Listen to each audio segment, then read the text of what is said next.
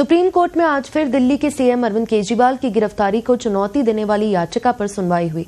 इस दौरान supreme court ने आम चुनाव से ठीक पहले अरविंद केजरीवाल की गिरफ्तारी की टाइमिंग समेत कुछ सवालों पर ईडी से जवाब मांगा है।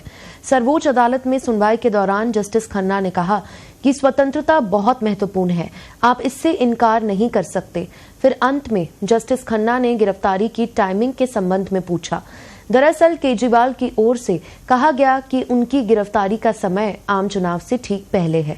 शीर्ष अदालत ने ईडी से जवाब देने और कार्यवाही शुरू होने और कुछ समय बाद बार बार शिकायत दर्ज होने के बीच होने वाले समय के अंतर के बारे में बताने को कहा।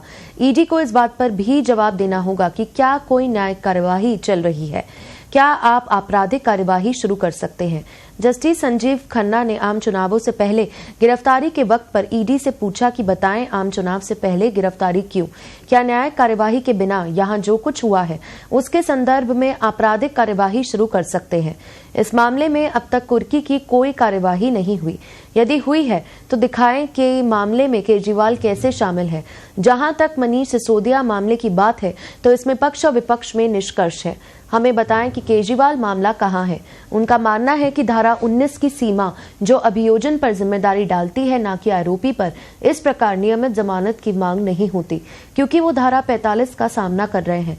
जिम्मेदारी उन पर आ गई है। अब ईडी बताए कि हम इसकी व्याख्या कैसे करें।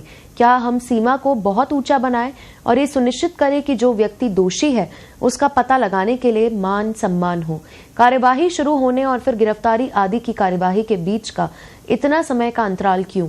ईडी ने शुक्रवार दोपहर को जवाब देने को कहा है। बता दें कि इस मामले पर अगली सुनवाई 3 मई को होगी।